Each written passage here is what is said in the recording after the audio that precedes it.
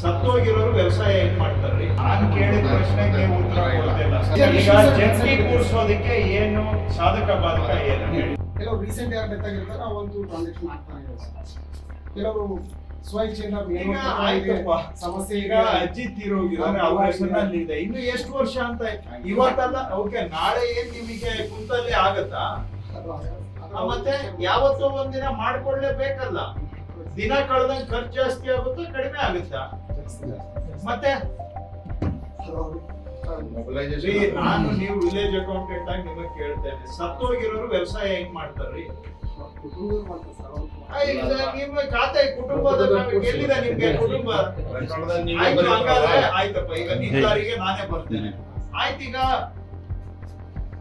ಅವರು ಬಟ್ ಅವ್ರಿಗೆ ಪಾವತಿ ಖಾತೆ ಜಂಟಿ ಕೂರಿಸ್ಬೇಕಂದ್ರೂ ಈ ಡಾಕ್ಯುಮೆಂಟ್ಸ್ ಬೇಕೇ ಬೇಕು.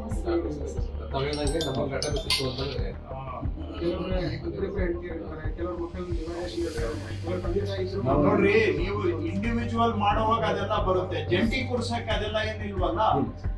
ಜಂಟಿ ಮಾಡಿದ್ರೆ ಸಮಸ್ಯೆ. ಈಗ ಜಂಟಿ ಕೂರ್ಸೋದಕ್ಕೆ ಏನ್ ಬೇಕು ನಿಮ್ಗೆ? ಜಂಟಿ ಕೂರಿಸೋದ್ರಲ್ಲಿ ಕೆಲವರು ಹೆಣ್ಮಕ್ಳು ಅಪೇಕ್ಷೆ ಮಾಡ್ತಾ ಇದ್ದಾರೆ, ಕೆಲವರು ನಮಗೂ ಪಾಲ ಬೇಕಂತಾರೆ, ಕೆಲವರು ಬೇಡ ಅಂತ. ಜಂಟಿ ಆದ್ಮೇಲೆ ಎಲ್ಲರೂ ಬರ್ತಾರೆ. ಪಾಲು ನಾವು ತೀರ್ಮಾನ ಮಾಡೋದಿಲ್ರಿ. ನಾಳೆ ಅವರು ವಿಭಾಗ ಅಫಿಡವಿಟ್ ಮಾಡ್ಕೊಂಡಾಗ ಅದರ ಪ್ರಕಾರ ನೀವು ಪಾಲು ಕೂರಿಸ್ತೀರಾ, ಕರೆಕ್ಟಾ? ಜಂಟಿ ಅಂದ್ಮೇಲೆ ಎಲ್ಲರಿಗೂ ಹೆಸರು ಮಾತ್ರ ಬರ್ತದೆ. ಅಷ್ಟು ಕೂರ್ಸೋದಕ್ಕೆ ಏನ್ ಸಮಸ್ಯೆ ರೀ?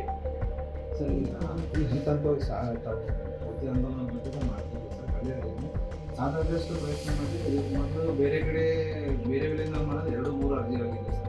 ಸ್ವಲ್ಪ ಈಗ ಅವೇರ್ನೆಸ್ ಥರ ಮಾಡಿದ್ರೆ ಅಂತ ತಿಳ್ಕೊಂಡು ಲಾಸ್ಟ್ ಬೆಳೆಯಿಂದ ಮಾಡಿದ್ರೆ 20 ಇನ್ನೊಂದು ತಾವು ಮಾಡ್ಕೊಂಡು ನಾನು ಕೇಳಿದ ಪ್ರಶ್ನೆಗೆ ಉತ್ತರ ಕೊಡ್ತೇನೆ.